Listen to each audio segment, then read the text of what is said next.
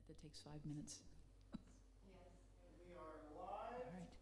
All right. 1, 2, 3, 4.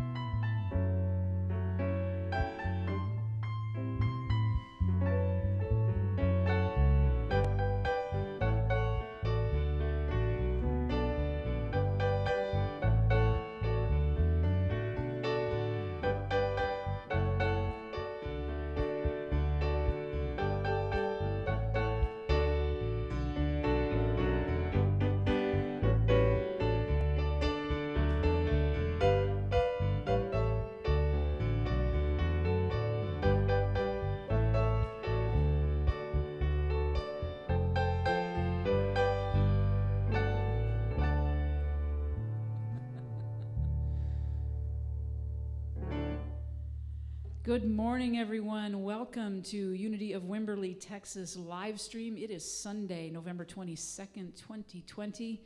We invite you to join us this morning. Maybe set your coffee down if you want to get up, if you've been relaxing for a little while.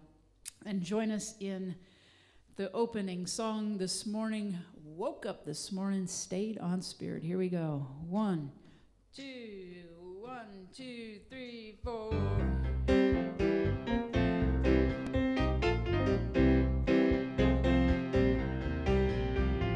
Woke up this morning with my mind stayed on spirit. Woke up this morning with my mind stayed on spirit. Woke up this morning with my mind stayed on spirit. Hallelujah, hallelujah, hallelujah. Walking and talking with my mind stayed on spirit. Walking and talking with my mind stayed on spirit. Walking and talking with my mind stayed on spirit. Hallelujah,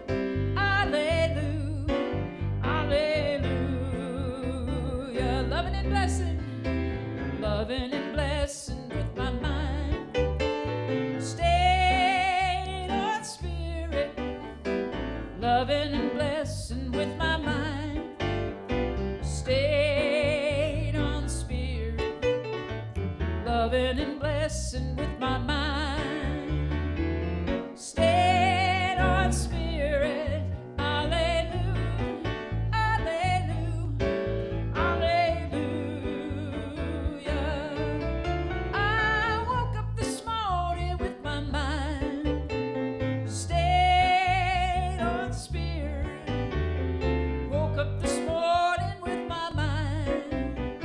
Stayed on spirit. Woke up this morning with my mind. Stayed on spirit. Hallelujah, hallelujah, hallelujah. Hallelujah, hallelujah, hallelujah. Hallelujah, hallelujah, hallelujah.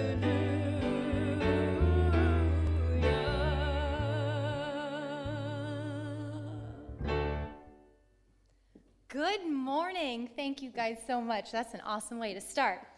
Please join me in affirming our statement of faith. Together we say, there is only one presence, one power, active in the universe and in my life, God the good, omnipotent. And now let us unite our spirits as we hold this vision for our church. Please join me. We are an open-hearted spiritual community, powerfully transforming our world by honoring the sacred in all. And we practice this mission. Together we say, inspired by our shared spiritual awakening, we offer practical teachings that empower healthy, abundant, and meaningful living. Now for today's daily word reading, our word for November 22nd, 2020 is forgive. In the peace of prayer, I release all unforgiveness. If I hold on to feelings of hurt, betrayal, or anger in response to another person's words or actions, I block the flow of divine love and peace in my own life. Likewise, holding on to guilt, shame, or embarrassment that may arise when I have hurt another person also keeps me from experiencing the divine love and peace. Forgiveness removes all barriers, all obstacles, anything that may be disrupting my experience of the divine presence. In order to forgive myself or another person, I need not justify or approve behavior that is unwelcome. I need only to become willing to forgive.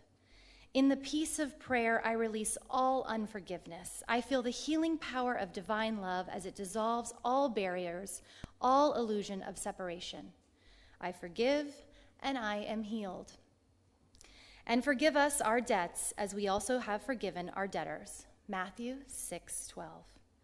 And for our gathering prayer, my husband, Michael Finn.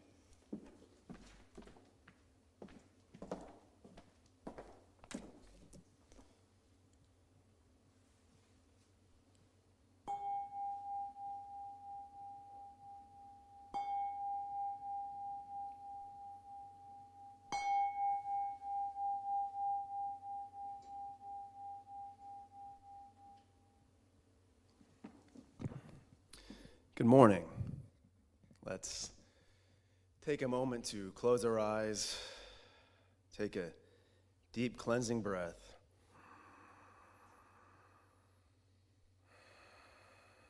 and go within and be in the sweet spot of this present moment. In this day and age, it seems all too common that there is an increase of noise infiltrating our daily lives, our mind, body, and spirit. We are more prone to check our phones rather than check in with ourselves. It's as if we have been conditioned to go outward rather than inward to seek guidance, almost forgetting the inner wisdom that divinely resides in each of us.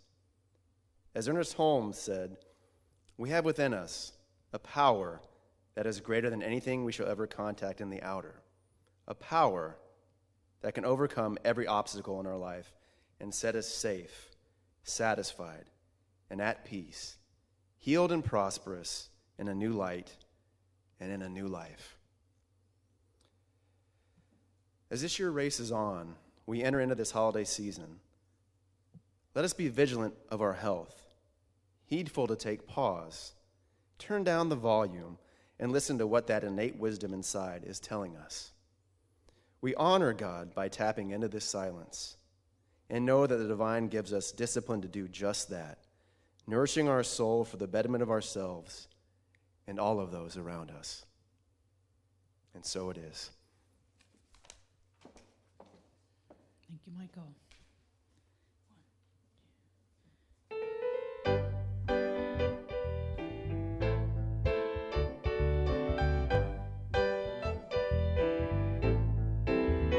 Every day, waking up grateful that I get another chance to say thank you. Every night, taking the time to remind myself that I've got it so good. And I gotta say, it's so good to be grateful every day.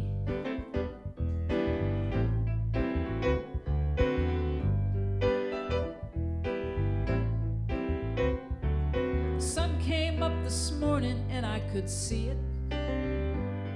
Oh, that sweet sunshine.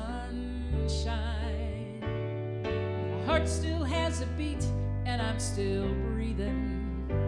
So far, so good. Everything's turning out right every day.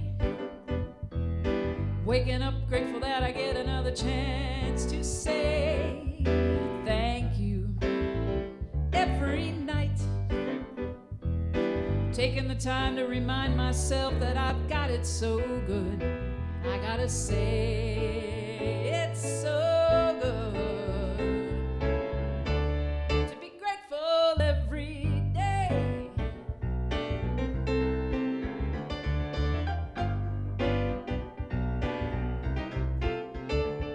When I recognize the things I take for granted,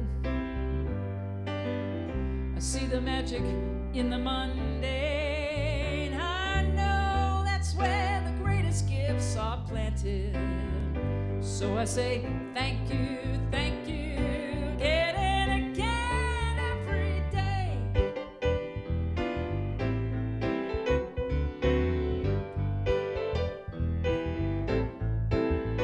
Every day,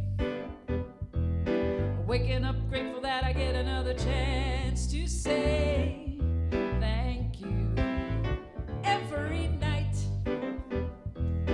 taking the time to remind myself that I've got it so good. And I gotta say, it's so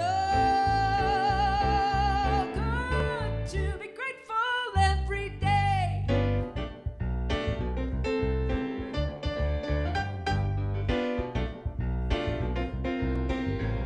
I got the stars, I got the moon, I got love and I got you every day.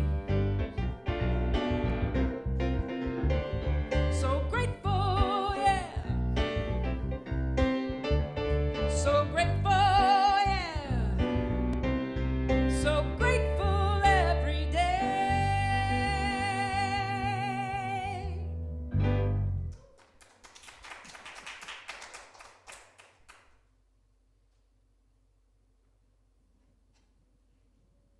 Hi, my friends. This is Reverend Jill Carey from Unity of Wimberley, Texas. And I'm pleased to be joining you today on this Sunday, November 22nd. And I did not expect to be doing this talk from my home, but if you're familiar with the COVID regulations or suggestions, I guess, the Austin area has just moved to stage 4. So because I am 65 or older, I'm staying at home to record this talk for you for this Sunday, although I would much rather be with my production team at the church, our very small production team, to bring this video to you. So anyway, I'm glad you could be here with me, and I hope that the beginning of your Thanksgiving week is going well.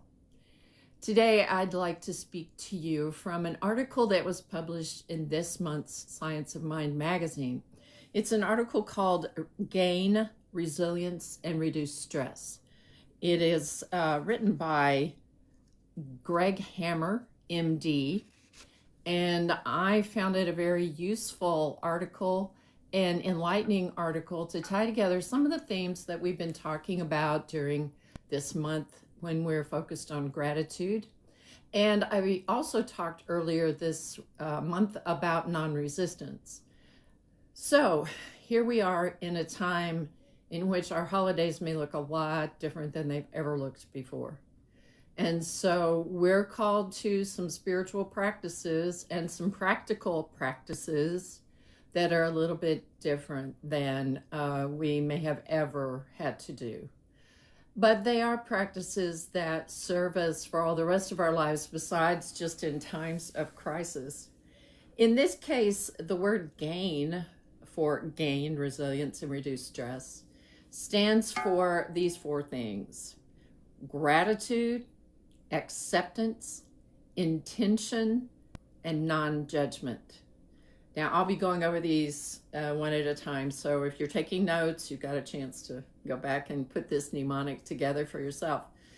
Gratitude, acceptance, intention, and non-judgment. So these are tools that we can use not only to get ourselves through the holiday season, but also to begin to focus on certain things that will help our spiritual life to be enriched and better. And so I'd like to share with you a few things that were in this article that are so amazing. If you, like the rest of us, experience stress during the holiday season or are experiencing stress because of the lifestyle conditions that we're living in right now, if you're still experiencing stress over this last election cycle and some of the aftermath of it, know that your body will tell you that it's stressed. It will hold on to cortisol, and holding on to cortisol also causes you to hold on to your weight. So there are some benefits to working with the tools that we have in order to have a more peaceful life, a more resilient life, a life in which our gratitude is more constant and consistent, and it is beneficial to us and to the world. So the first thought in this practice is gratitude. So we have a lot to be grateful for. It's hard to lose sight of that sometimes because of the conditions under which we're living. But we can look back to times in the past, not only the 1918 influenza pandemic, which is the only thing that we've got to compare today's time to in modern history, but we can look at other times in our lives in which we were stressed, in which there was a lot going on, in which we were not able to do all the things that we wanted to do that were part of our regular routine. And so this kind of disruption can cause us to lose sight of our spiritual practices.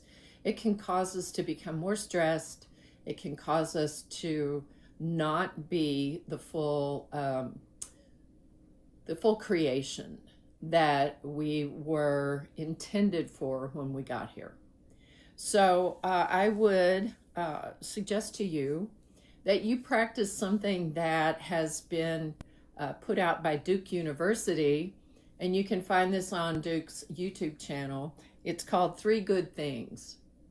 And so in our Wednesday night classes this month of November, we have been keeping a 5-minute gratitude journal every day that has different prompts that make us really think about the things that we're grateful for in specific areas in our lives that we might not otherwise put our attention on. It's been a very good exercise because once you get in the habit of expressing gratitude, of acknowledging gratitude, then it kind of becomes like a stone rolling downhill. It just picks up more and more and more momentum.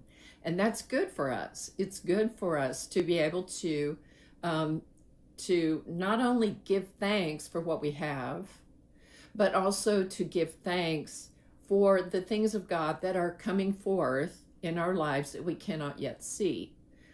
This is the mature level of spiritual life that I spoke about last Sunday. And so I would remind you that giving thanks in advance of the blessings that are coming your way is a sophisticated, I would say, way for us to practice trust, for us to practice a relationship with our Creator by giving thanks for everything that is in manifestation that is coming our way. If we try to plan out too much of our lives, you know, they say man plans and God laughs. If we try to plan out too much of what our goodness is going to look like, we might actually miss out on the goodness that is intended for us.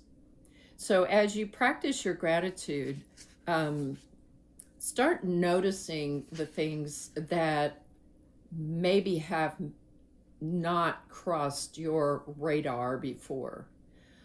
This is the part of the lesson about intention.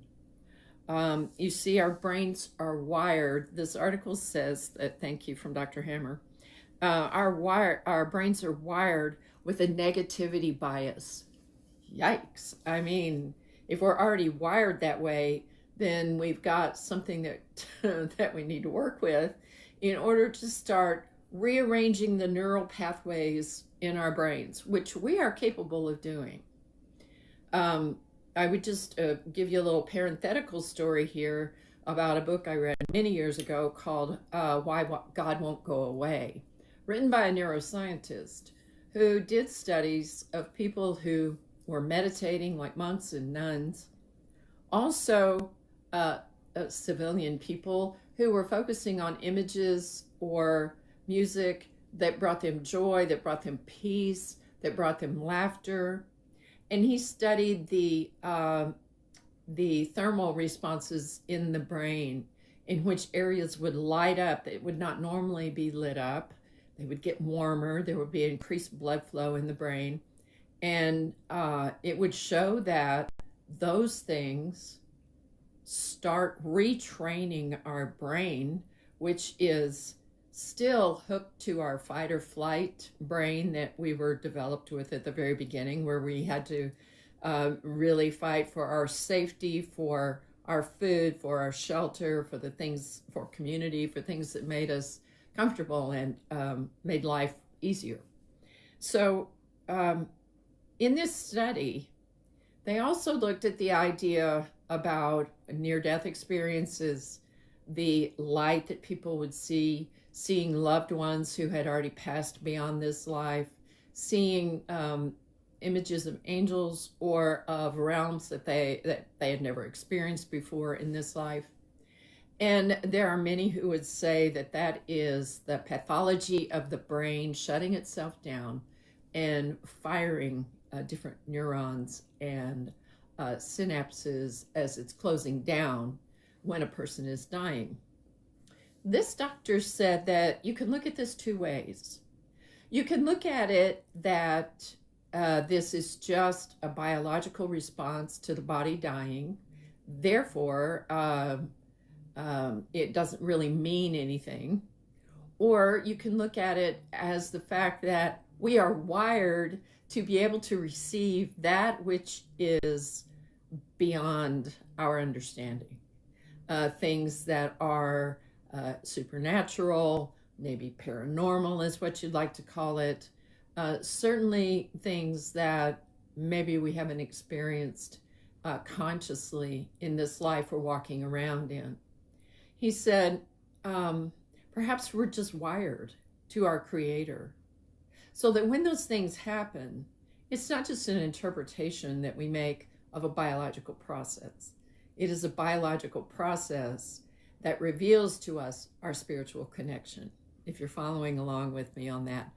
And I'm sticking to that idea because it's fine with me to reroute some of my neural pathways that have been focused on that negativity bias. I would just as soon not.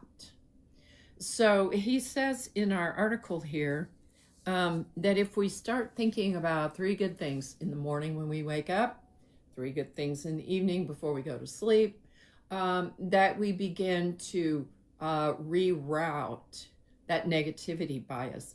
He says our brains remain plastic or changeable even during adulthood, contrary to what many believe. We simply need to deploy our intention.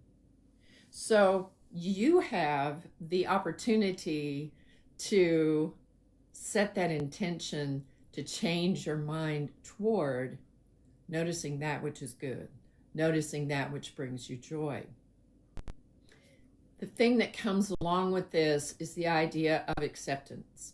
And those of you that are familiar with a 12-step program, and even those of you that are not, have heard the Serenity Prayer.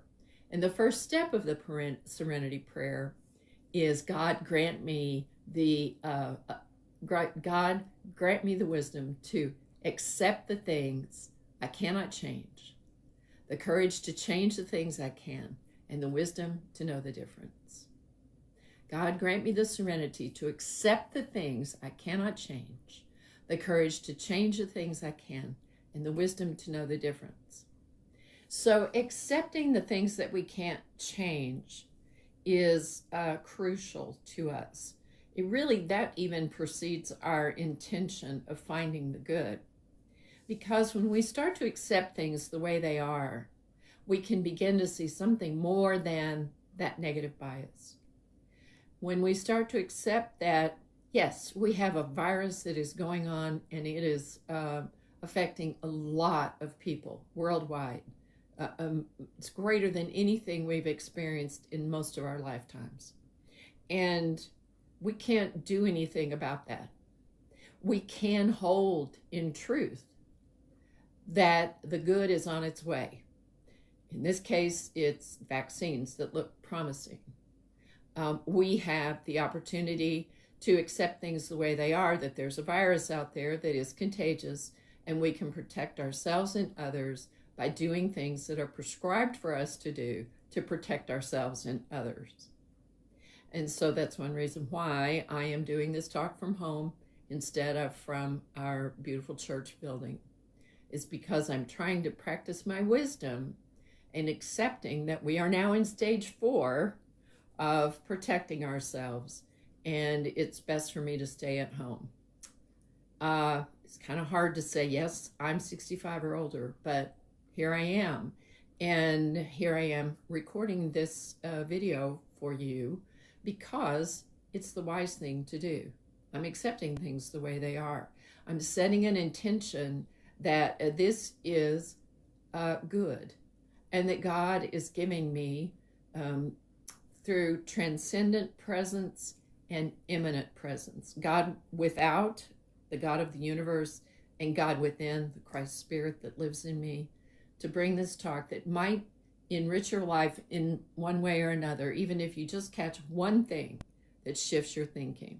Wouldn't it be amazing if you heard something today that began to shift your mind so that you could work with the plasticity of your brain and start seeing life differently? So far we've got gratitude, we've got acceptance, we've got intention to be able to find the good everywhere we can, as often as we can, about as many things as we can, in a way to keep our brain more elastic, more plastic. Let me just give you an example of the opposite of that is when our thinking and when our brains become crystallized. You think about a crystal formation, it's rigid, sometimes it's brittle, it can break. It is certainly the opposite of plastic and malleable. And so we're never too old to begin to shift our thinking, to begin to let our heart speak to our mind, which speaks to our heart, so that these two things come together and allow us to live a life that's more fulfilling. There's no magic to this. This is about you deciding how you want to live. The last piece of this is non-judgment. And non-judgment is probably one of the biggest battles that we have as human beings. I don't know why it's in our nature to judge other people, but most of the time, the hardest judgment we pass is upon ourselves. Isn't that sad that we use our energy to judge ourselves? You see, I got to put that into practice just today because I recorded this whole talk about 2 hours ago. And somehow the record light didn't work, or I did something wrong and the talk was gone. Boom, just like that, into the ethers. So I spent about 92 seconds being really upset with myself for doing it wrong. And then I laughed because I remembered that I had just spoken about non-judgment and about not judging ourselves. We tend to compare ourselves to other people. And unfortunately, as we judge ourselves harshly, we hurt ourselves. It becomes something that fills us with guilt or shame. It makes us think less of ourselves than the perfect creatures God has created to be here on earth, unique as only an individual can be. Thankfully, there's an alternative. We can simply view the world and ourselves with open minds, open hearts, and adopt a sort of benevolent indifference.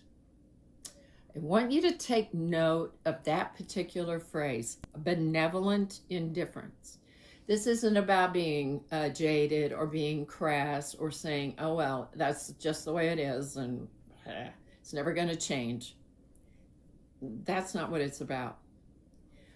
We can have the gift of discernment. We're given the gift of discernment so that we can tell truth from lie, good from evil. We can tell the difference between that which is dangerous and that which is safe. And we're supposed to do that.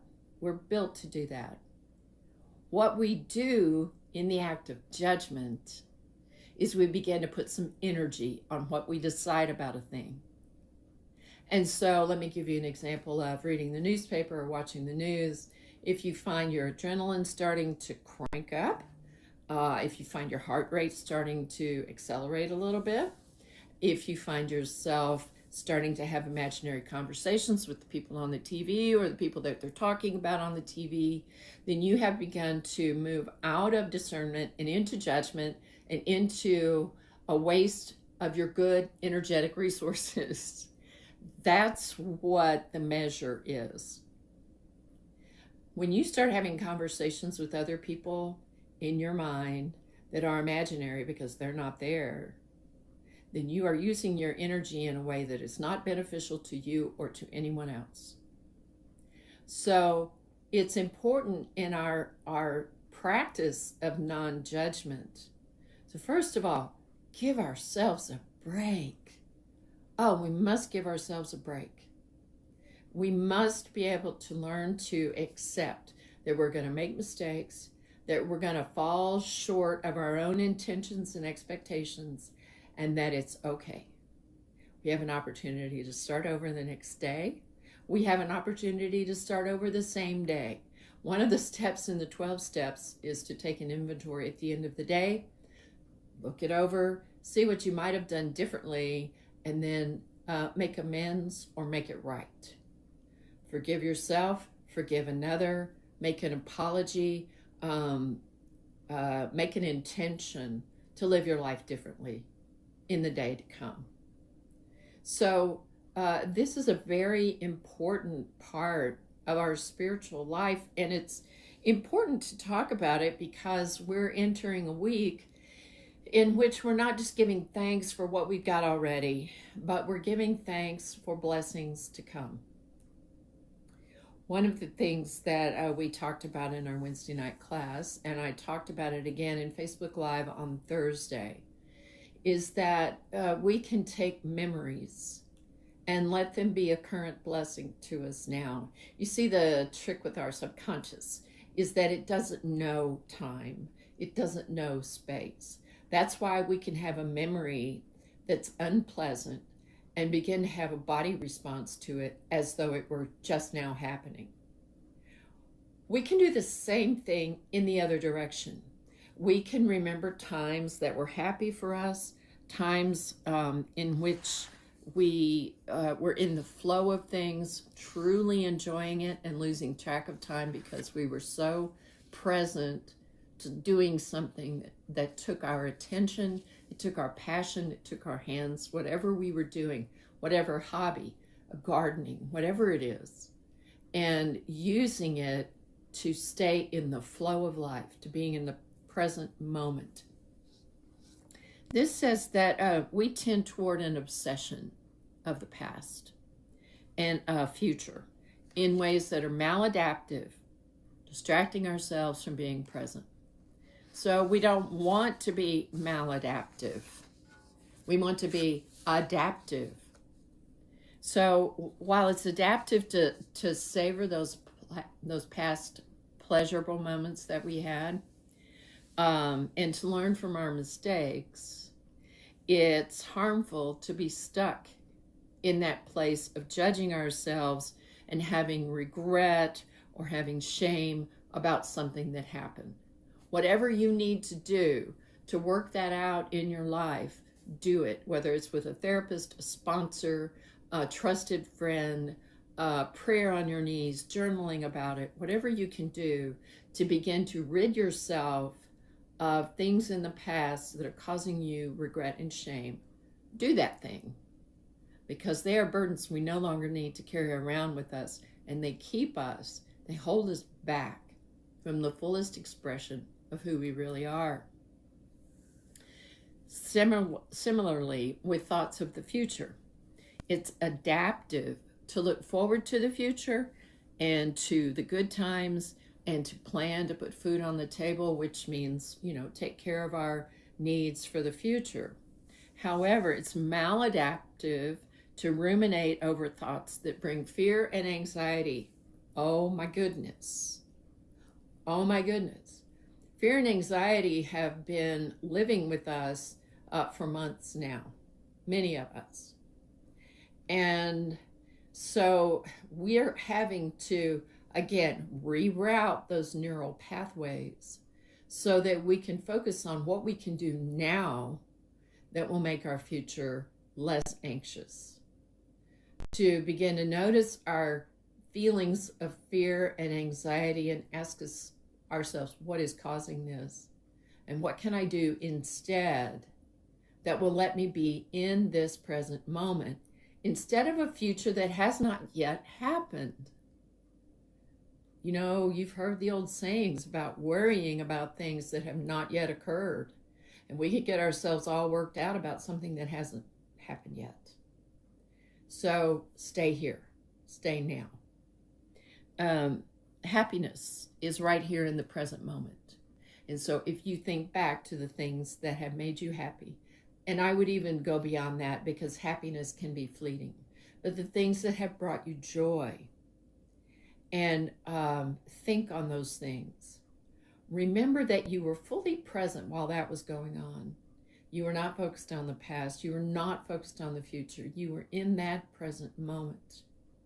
And a lot has been written about the idea of flow, of being able to be in the present moment as often as we can by doing things that engage us fully. And our spiritual life can engage us fully if we so choose, if that is our intention, if we're living a life that's filled with gratitude. Again, that's not just giving thanks, but that is living from a generous heart, an open heart, looking for things that bless us. That's what a life being present looks like. And it might be a habit that needs to be broken, but I can tell you that it will gain its own momentum if you start looking for things to be grateful for. They don't have to be big things. They can be a small thing. I have to tell you that I so love my Nespresso coffee in the mornings that I have a little tiny Nespresso machine, the smallest one they make, that I travel with. because I love that treat in the morning. I don't drink alcohol, I don't drink sodas, but boy, do I love my Nespresso coffee with the foam on the top. Oh, the best thing. So when I'm having that cup of coffee and I'm enjoying those first few sips, that is an excellent start to my day, and I can give thanks for it. Thank you for my coffee. Before I can get out of bed, I can say thank you for the coffee that is on its way. So this is something that we can do. We can be grateful. We can, make sure I'm following along here. We can practice acceptance. We can set an intention, and we can practice non-judgment. John Kabat-Zinn was a great mindfulness teacher and a scientist. And he said that mindfulness, I'll get it here. Mindfulness means paying attention on purpose in the present moment, non-judgmentally. He says, by focusing on the breath, the idea is to cultivate attention on the body and mind as it is, moment to moment, and so help with pain, both physical and emotional. So by embracing and employing the elements of gain, we become more mindful, resilient, and happy. And I just want to know if that would be okay with you. I know that some of the things that I have done that have brought me the most joy are things where I was practicing all of that at the same time.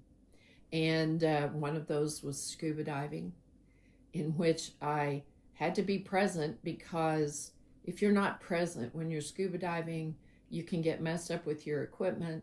You can start worrying about whether or not you've got enough air without just paying attention to your gauges.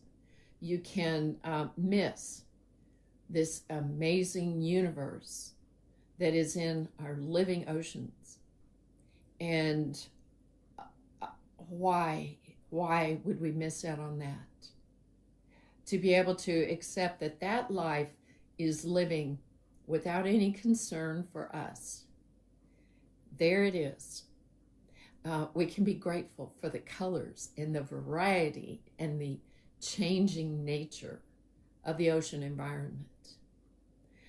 We can set an intention to be mindful divers and to also pay attention to every single thing that our eyes can take in.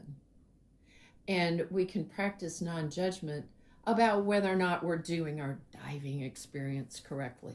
Am I doing my flippers right? Oops, I touched a coral. I didn't mean to touch a coral. And so I'm using kind of a real world example to show how we can practice GAIN in our everyday lives. And the other example I would give you is horseback riding. Horseback riding requires you to be in the present moment. And if you're not, your horse will let you know. I have gone off my horse a couple of times because I wasn't present. I was in fear. I was letting my mind wander. I was not focused in the present moment on the partnership that I have with my 12 to 1,400 pound animal, which I'm sitting on to be at one with.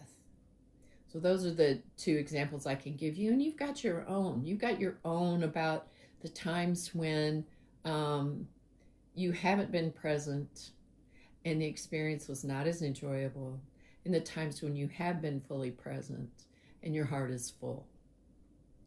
So, beloved, as we go into this holiday week, I know that it's going to be a little different this week. We'll not be able to join with our family and friends the way that we have in the past. We're going to miss people. And I also want to add, as I spoke about last week, that we will find sorrow along with our joy. We will miss the people we can't be with. We will miss those that we celebrated last Thanksgiving with that are no longer with us on this plane. like a friend of mine this week who lost her beloved husband. And my heart aches for her. But I also know that she is someone who is one of the most resilient people I know. And yes, Elizabeth, I'm talking about you. I lost my father less than a month ago. And I'll miss him. I'll miss him during this holiday season. But I also feel and know his presence. And so joy and sorrow can share your table. We've talked about this before. And that's okay. If you have memories of the past Thanksgivings that you've celebrated that bring you joy, hold that. And if it brings you memories that make you sad, hold on to that too. That's the richness of life, to be able to hold both of those and hold them together, because it shows how strong we are. It shows how resilient we are. It shows what amazing creatures we are. So this week, give thanks for that which is. Accept that which is. Give thanks for that which is to come. Set an intention to experience your life with as much gratitude and looking for the good things as you can to start reshaping that brain. And live your life with that, let's make sure we have that phrase right, with that sweet, benevolent indifference, so that we can see a thing, know a thing, experience a thing, and not attach all of our energy to it in such a way that we've taken ourselves away from the present moment, and now we're in our judgment about it. Because, friends, we're going to fail. That's a part of our nature as human beings. It's so important that we are able to get back up, forgive ourselves, start a new day. And every day this week you can do that. You can do that for the rest of your life. I hope that if this little talk today means something to you, that you'll share it with others, that it might benefit. And know that as we go into this Thanksgiving week, I'm loving you and blessing you and appreciating you. And I miss you. I would like us to now spend a little time in meditation on these things. And so I invite you to let your breath, as John Kabat-Zinn advises us, to let your breath carry you into your heart. And I'm just going to hold out my hands to embrace you as I have in the past. And if you in your sweet imagination want to embrace hands with me, we'll do that. And let your breath take you into your heart and into your body to discover the places where you might be feeling fear or pain, sadness, anxiety.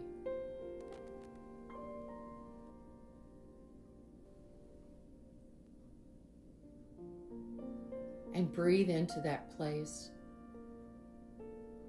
Let your breath just be, so that it takes you where you need to go.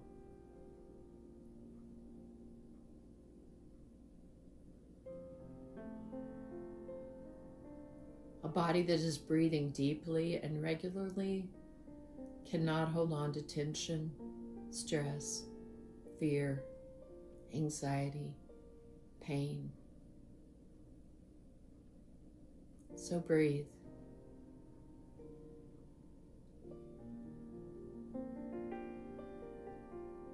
And I'm going to guide this meditation in this way, and I'm going to have my eyes open so I can talk to you. I'd like you to think of one good thing that has come your way today. One good thing. Give thanks for it.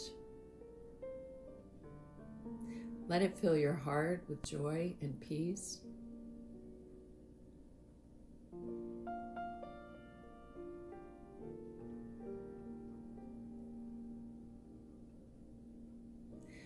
And now I'd like you to think of one thing that's been hard for you to accept.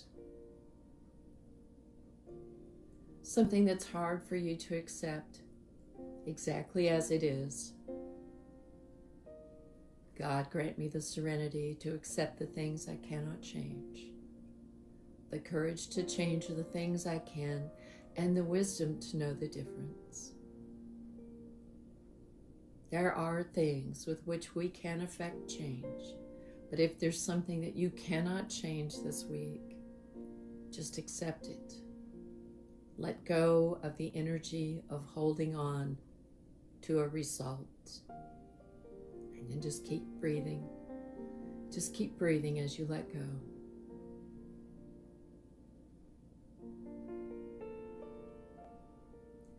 And now will you set an intention in your heart to think of those 3 good things. 3 in the morning. Go ahead and add 3 in the evening. Add more throughout the day as you will. There is no limit to the things that we can be grateful for. Set an intention to look for the good, the small things to the large things.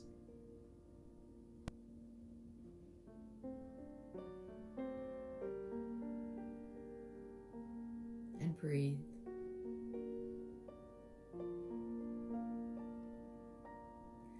And now, beloved, if you're holding judgment about yourself or another, in your next breath, can you let go of the judgment? Just let it go. Just let it be.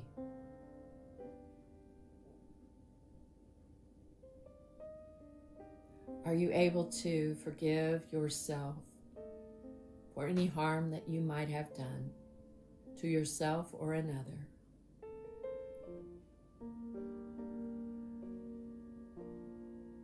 Are you willing to forgive another for any harm they may have done to you, intentionally or unintentionally? Just let it go. Maybe someone in the past, it may be someone in the recent past, it may be somebody in your life right now in the present. Let go of the judgment.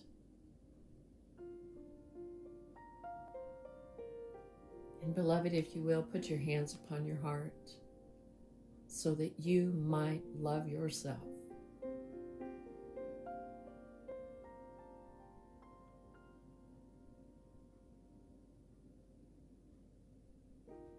What a wonderful way for you to begin this week of Thanksgiving.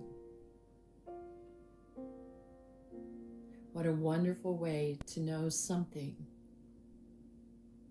that is greater than you might have ever experienced before. And so I am giving thanks in advance for everything that is yet to be manifested in your life. For surely it is coming to pass, all in God's good time.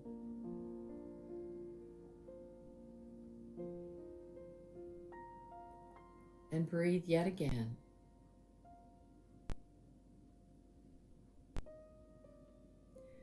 And now, beloved, I just extend my hands to you. And I wish you a joyous Thanksgiving. I'll be speaking to you on Facebook Live briefly on Thanksgiving Day. And I think you'll hear about another little something that we're planning for Thanksgiving. But know that I love you. I give thanks for you every day. And in Pilgrim hands, we give thanks to the one, to the all, to God. And so it is. Amen.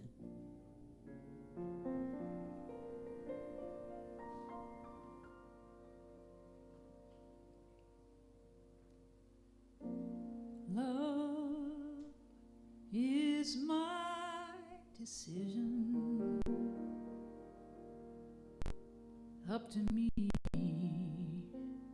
to give of my heart. Love is my decision. No one else can tell me to start.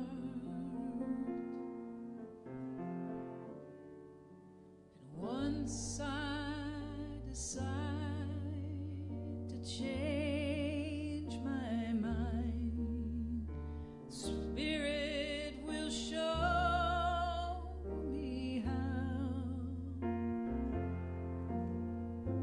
Love is my decision, my decision.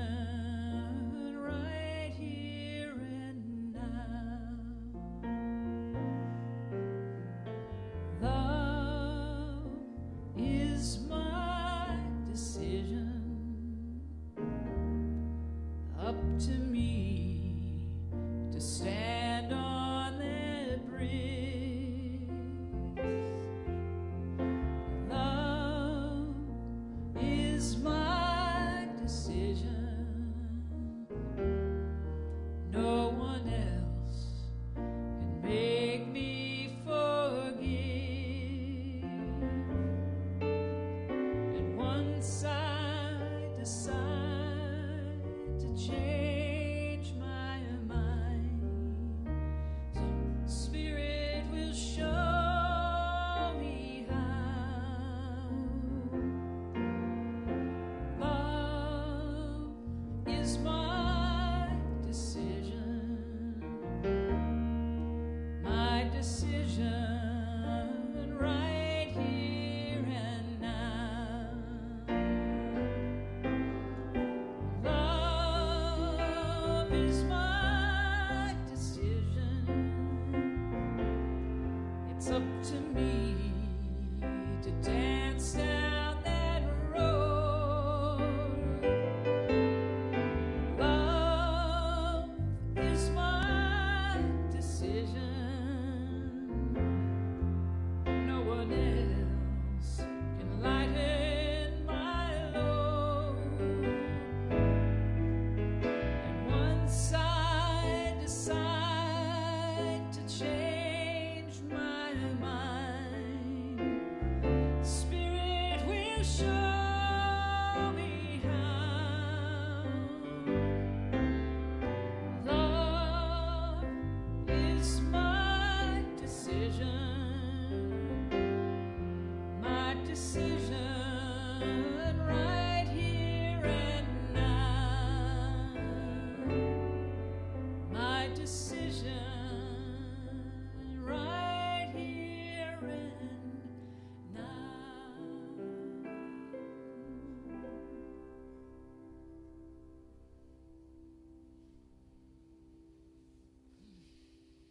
Thank you so much, Reverend Jill. That was awesome. So this is the time where we get to give from our hearts, the time in our service where we have the opportunity to give back. We continue to share your gifts to us with our local community outreach services, including the Barnabas Connection, Crisis Breadbasket, and Amigos de Jesus, to cover the essential needs of those impacted by the pandemic and beyond. We also acknowledge today that Unity Church of the Hills in Austin, as they celebrate 25 years of worship, as they continue their mission to be a community of love and acceptance where lives are transformed. As part of our prosperity consciousness, we continue to give where we are spiritually nourished and inspired. We are extremely grateful for the gifts that you have sent in already, and those that you are sending in now. We know that Spirit is working through us to support all that is needed for our community and beyond. There are 4 ways that you can give. We have the text, and you'll see these on your screen. Text the number on your screen, 361-356-3184. You can go to the unityofwimberley.com website. There are many ways to do that, including Apple Pay. You can mail a check to 455 White Wings Road, Wimberley, Texas, 78676, or you can go on the mobile church app where there is a ton of stuff there, including the give button down at the bottom on you'll see of the screen. Let's see. So if you will, take whatever offerings in your hands, or imagine the offering that you are sending now, and just hold it in your hand, bring it up to your heart, breathe into that love space, knowing that love is your decision in everything. Let's say this affirmation of abundance together. Divine love as me blesses and multiplies all that I am, all that I have, all that I give, and all that I receive. All right, Katie Marie, you ready? Let's do it. 1, 2, 3, 4.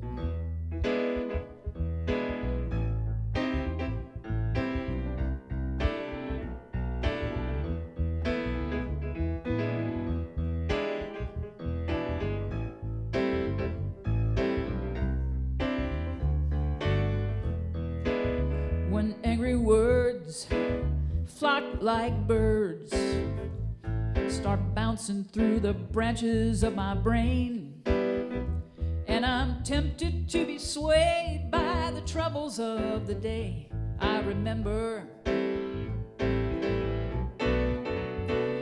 that ego games set my world aflame. I creep across the landscape of my soul. Imagine separation triggers hate and desperation. I remember that when my roots go deeper, I can reach higher, higher in love. When my roots go deeper, I can reach higher, higher in love. Embrace the breeze of inspiration, tickling the flowers of my growing edge. I'll always find a home beyond my comfort zone. 'Cause I remember, I remember that when my roots go deeper, I can reach higher, higher in love. When my roots go deeper, I can reach higher, higher in love. Tapping down my resilience each and every day keeps me strong and courageous. Ain't no whirlwind gonna blow me away.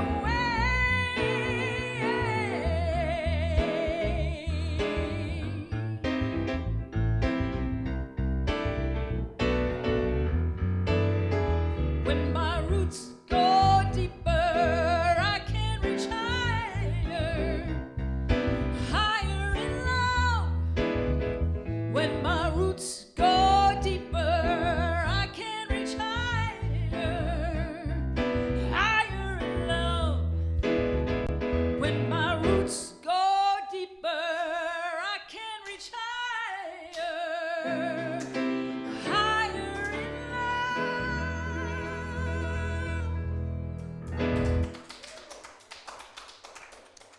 Thank you so much, Skeleton Crew. And we thank you for the gifts we know that you are sending in now. As we wrap up today's service, we'd like to take this time to remind you of a few things. As Reverend Jill mentioned at the end of her talk, Thursday, this Thanksgiving blessing. This is a little tiny, we call it a Zoom by. It's not a drive-by, it's not a stop-by, it's not an open house, it's a Zoom by from 1:30 to 2 p.m. on Thanksgiving Day. That's Thursday. Just stop by, say hello, and I will give a short blessing at 1:55. So if you don't want to mess with all the stuff up front, you don't have to, but come by at 5 minutes of 2, and I'm just going to do a short blessing. And please remember that Reverend Jill's midweek reflections is at 1 p.m., so you can just hang out a little bit, come back at 1:30. Join us next Thursday, Sunday, as Reverend Jill shares her message as Advent begins next Sunday, and it is also Ask the Minister Day. So please share with Reverend Jill any questions you have about church, about spirituality, about unity principles, science of mind, any of those things, email them to her, please, before next Friday at minister@unityofwimberley.com. The last November Wednesday night Zoom class with the 5-minute gratitude journal is this Wednesday at 6 p.m., also on Zoom. You will find those links on the website, on the mobile app, and there is, I believe, a Facebook event as well. And the December Wednesday night Zoom classes, you can put this on your calendars because it starts a week from Wednesday. Our dear chaplains will facilitate Wednesday night Zoom classes with meditations and reflections for Advent and Christmas using Unity's booklet, The Spirit of Christmas, inspired by James Dillett Freeman's beloved poem, If Every Day Were Christmas. Tune in to Facebook Live every Tuesday and Thursday at 1 p.m. I am doing Transformation Tuesdays on Tuesday at 1 p.m. Jill's Midweek Reflections on Thursdays at 1 p.m. And you will find, just go to the Unity of Wimberley Facebook page. You will see that live, and they are also archived, so you can always go back and watch them in the future and share them. Please send your Feed My People donations directly to the Crisis Breadbasket, especially this time of year, and especially with the pandemic. We know there are a lot of people that are perhaps experiencing food shortage. So please, directly, you can send those donations to P.O. Box 1721, Wimberley, Texas 78676, or you can go directly to their website. And any other questions and concerns, you just need a moment, you need a friendly voice and a prayer, you can email Reverend Jill at minister@unityofwimberley.com, and you can email me as well, asl@unityofwimberley.com. So that brings us to the end of our service for today. Thank you again for joining us online, and let's say together our prayer for protection. The light of God surrounds us, the love of God enfolds us, the power of God protects us, the presence of God watches over us. Wherever we are, God is, and all is well. 1, 2, 3, 4, 1, 2. I release, I let go, I let the Spirit run my life, and my heart is open wide. Yes, I'm only here for God. No more struggle, no more strife. With my faith I see the light. I am free in the Spirit. Yes, I'm only here for God. I release, I let go, I let the Spirit run my life, and my heart is open wide. Yes, I'm only here for God. No more struggle, no more strife. With my faith I see the light. I am free in the Spirit. Yes, I'm only here for God. I release, I let go, I let the Spirit run my life, and my heart is open wide. Yes, I'm only here for God. No more struggle, no more strife. With my faith I see the light. I am free in the Spirit. Yes, I